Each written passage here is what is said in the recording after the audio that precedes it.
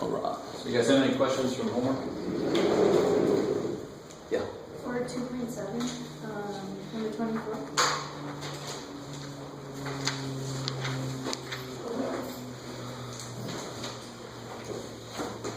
Oh yeah, good. I like it. It's gross.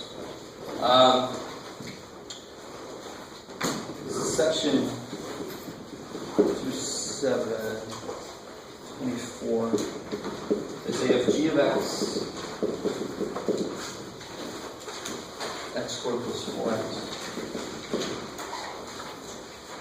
x is bigger than equal to 2. Negative 2. Find g inverse of 5.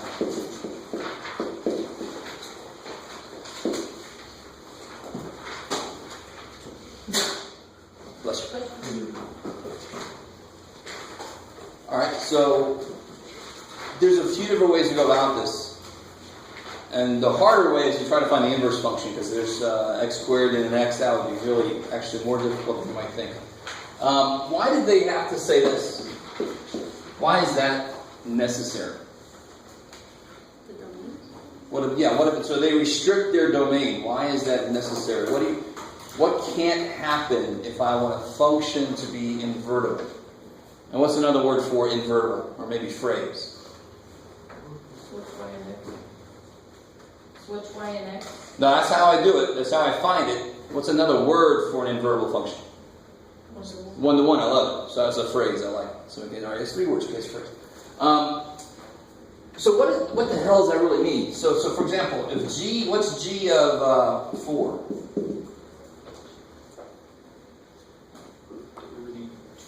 32. Yeah, how'd you get that? 4 squared. Just plug a 4 in, right? That's the beautiful thing about just basic function notation. So everybody should be cool with that. Just substitution. 4 squared plus 4 times 4 is 32. I love it. So can anybody tell me what's g inverse of 32? 4. Exactly. So now they're asking us, what the hell is g inverse of 5? So another way of looking at this is it's really asking me, what do I have to plug in to get 32 as an output there? Let me say that again. What does the inverse function do? How does it relate to the original function? What does it do? It comes back to what you said. What does it do? Switches x and y. Now, to make that more general, x's are parts of what? The what of a function. All the things I can plug in. Domain. And y's are the range. So what does it really do? It takes the domain and range and switches them. So what this question is saying is, if I put 32 into the inverse function, that's the same thing as saying, what makes 32 come out of the original function? So what's another way to write this then? This is the input of the inverse, which means I want it to be the output of this guy. Y equals 5. I like it. Sweet. So this is also saying g of x equals 5. You guys cool with that? In fact, you can kind of see it a little bit better. If I say g inverse of 5, I don't know what the hell that is. I don't know what the hell that is. So I'm going to say it's x. Why not? Stay with me now. This is kind of cool. There's so many different ways to look at this, and I'm hoping that at least half of one makes sense right now. If I take g of both sides,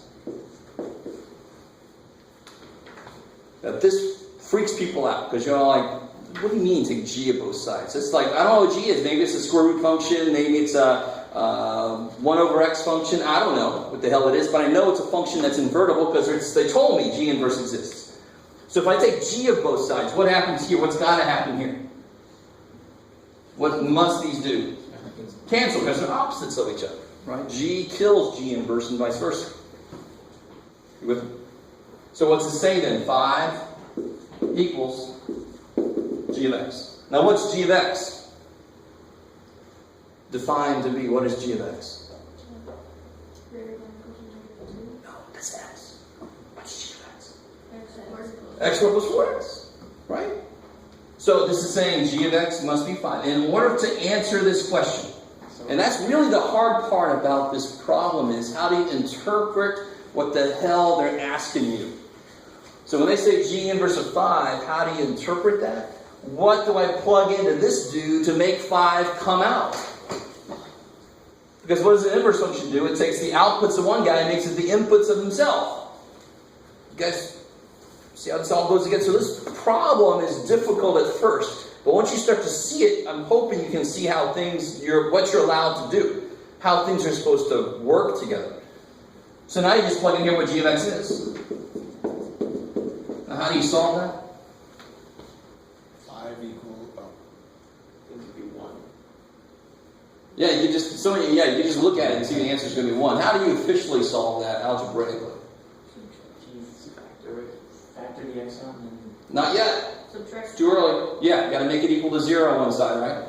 And then you do what you said. So take 5 away.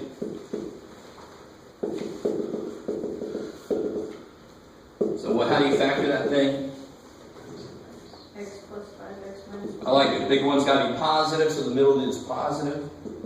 The other's got to be negative, so you come out with a negative 5 at the end. And there's your x equals 1 there, right? There's your x equals 1. What's wrong with the other answer? doesn't fit in the domain. Beautiful. The domain does not allow for it. I like it. Don't forget the whole idea of inverse functions is if I know the output, I should be able to work back to what the input was. So in general, parabola would never work. If the output is 16, the input could have been 4.